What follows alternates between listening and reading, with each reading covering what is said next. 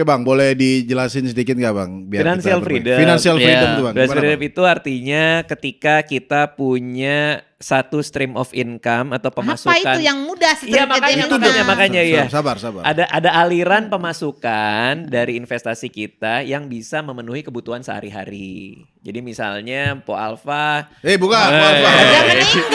Udah meninggal. Po Citra maaf. Gue ingetnya Po-nya doang soalnya. Po Citra. Misalnya Po Citra beli naruh di deposito lah gitu, deposito bank, tapi tahu kan deposito bank? Ada. Koperasi aja Bang, mungkin Bang, koperasi. Deposito kejauhan Contohnya kayaknya. disederhanakan deh. Koperasi desa. Nyimpen di satu tempat gitu aja deh. Ya, namanya nggak usah Di disebut. sekolahan, tabungan di sekolahan Nah, anak saya. Ada tabungan di Anak sekolah. saya nabung di Nggak, sekolahan deposito sama juga guru. itu ya. Malah saya nggak ngerti nih. Setiap hari 2.000, 5.000. Gak pernah nabung di sekolah Bang dulu Bang? Gak ada di sekolah.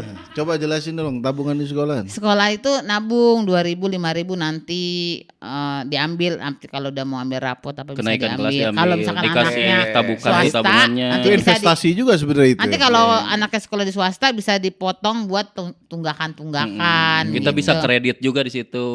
Oke. Nggak nyambung. Iya. Oke, berarti Dasi, kita kreditnya paling dasi, topi, perlengkapan sekolah. Oke, kita kembali lagi ke Oke, yang gampang aja deh ya. Kita yang gampang ya.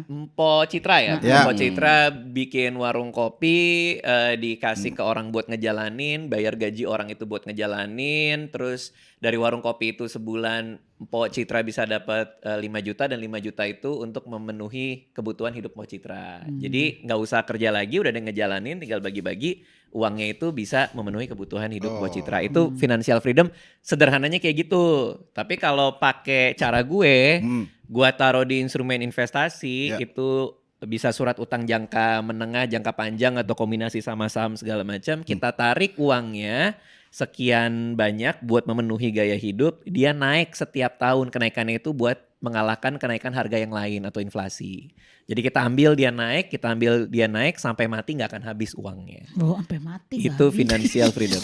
Jangankan Nggak usah bisik-bisik, Po. sampai mati. dan bisa diwariskan juga ke anak, jadi anak bisa dapat terus sampai seterusnya. Itu bukan pensiun ya namanya. Iya, itu namanya dana pensiun sudah terpenuhi itu kayak gitu. Karena kita sudah financial freedom, kita bisa nggak usah kerja, uangnya bisa kita terima terus.